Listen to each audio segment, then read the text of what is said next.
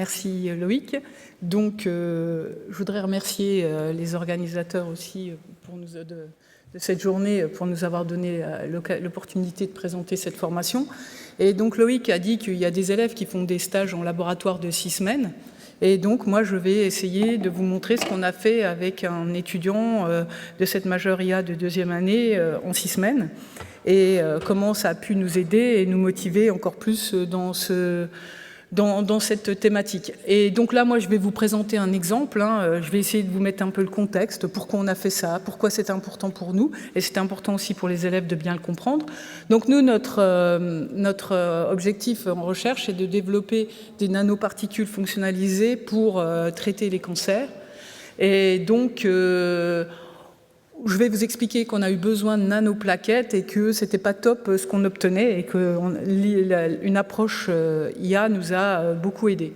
Donc effectivement, comme je vous l'ai dit, on a des nanoparticules fonctionnalisées et maintenant on veut développer des plateformes théranostiques, c'est-à-dire qui sont capables de cibler spécifiquement des organes, donc les tumeurs, qui sont capables de les imager et qui sont capables aussi de les traiter et même capable de tester différents traitements et comme dans une formulation on combine et le traitement et l'imagerie, de suivre l'effet du traitement par imagerie et d'adapter le traitement à ce qu'on voit en imagerie. Donc à l'heure actuelle, il y a un fort engouement pour ces nano-objets, nano-plateformes qu'on appelle théranostiques. Et donc nous, dans ce domaine-là, on veut que nos particules, elles chauffent sous un champ magnétique alternatif. D'accord ? Et c'est quelque chose qui se développe beaucoup, ça s'appelle l'hyperthermie magnétique. Et en fait, ça vient du fait que les cellules tumorales sont beaucoup plus sensibles aux élévations de température que les cellules saines. Et il y a une société qui s'appelle MapForce, qui est déjà en phase clinique 2, et qui teste aussi ce traitement par hyperthermie magnétique sur d'autres types de cancers, qui a montré que combiné à de la chimiothérapie et de la radiothérapie, ça donnait de très bons résultats. Le problème qu'il y a actuellement, c'est qu'ils sont obligés d'injecter beaucoup de particules, ce qui n'est pas top dans la tumeur, pour avoir un effet d'hyperthermie magnétique. Donc il y a énormément de travaux qui sont menés pour essayer d'avoir une particule qui chauffe plus que celle qui chauffe actuellement. Et donc, en gros, vous avez une particule avec un moment magnétique dedans, vous soumettez un champ magnétique alternatif, et soit la particule s'échauffe localement parce que le moment tourne dans la particule, ou alors c'est la particule qui tourne dans son milieu. Ça, c'est un peu pour schématiser. Et donc, il y a des paramètres extrinsèques qui sont importants, la fréquence, l'amplitude de champ magnétique, la viscosité du milieu, on a les conditions cliniques. Mais ce que l'on a pu se rendre compte en faisant la bibliographie, c'est que il faut avoir des particules qui ont des formes différentes, parce qu'on ajoute ce qu'on appelle une anisotropie de forme, qui est très intéressante. Donc là, déjà pour l'hyperthermie magnétique, c'est intéressant d'augmenter l'anisotropie des formes, c'est-à-dire avoir une forme qui n'est pas sphérique, un cube, des plaquettes, comme on va le voir tout à l'heure.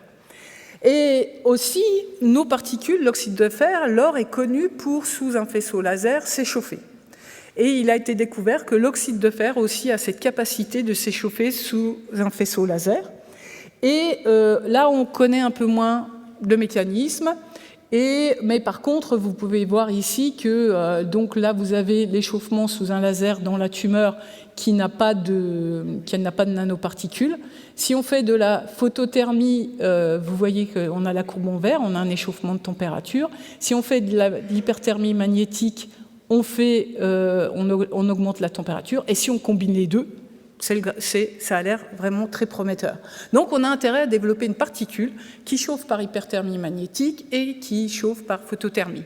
Donc le grand intérêt aussi, sachant que pour avoir quelque chose qui chauffe bien par hyperthermie magnétique, il faut une forme non sphérique, et que pour la photothermie, on ne sait pas trop où on en est avec la forme.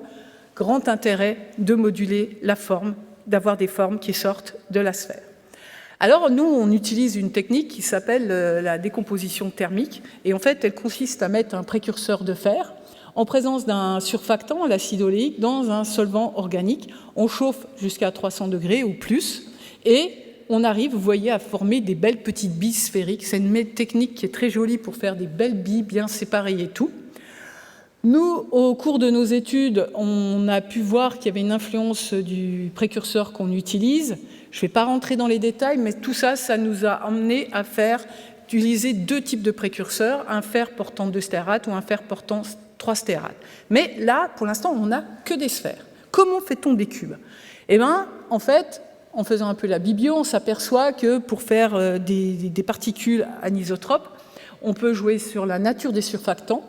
Et en fait, nous, on utilise l'acide oléique, mais si on remplace une partie de l'acide oléique par de l'oléate de sodium, ils vont s'absorber sur les faces les plus énergétiques des germes qui sont formés avant de croître, et ça va permettre de contrôler la croissance suivant certaines faces, et permettre comme ça d'avoir des formes plus hors sphériques, plus anisotropes.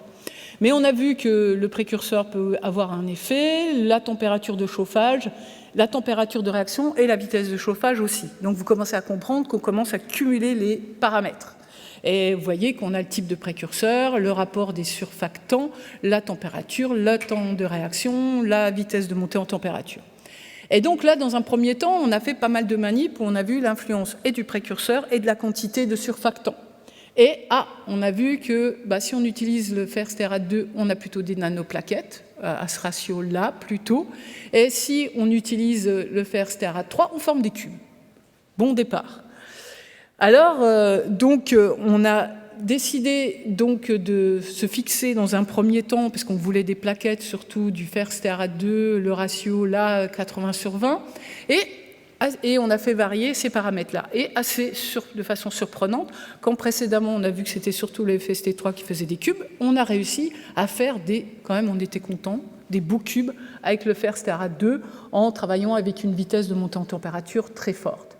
Et on a vu que si on diminue la vitesse de chauffage, qu'on introduit une étape de nucléation, on a des plaquettes. Et ces plaquettes-là, on sait qu'elles ont une anisotropie qui est beaucoup plus importante que les cubes, donc ça nous intéresse quand même de faire les plaquettes. Sauf que, toutes les conditions, on a toujours eu un mélange de plaquettes avec des cubes, avec des sphères, des plaquettes de différentes tailles, enfin, un mélange.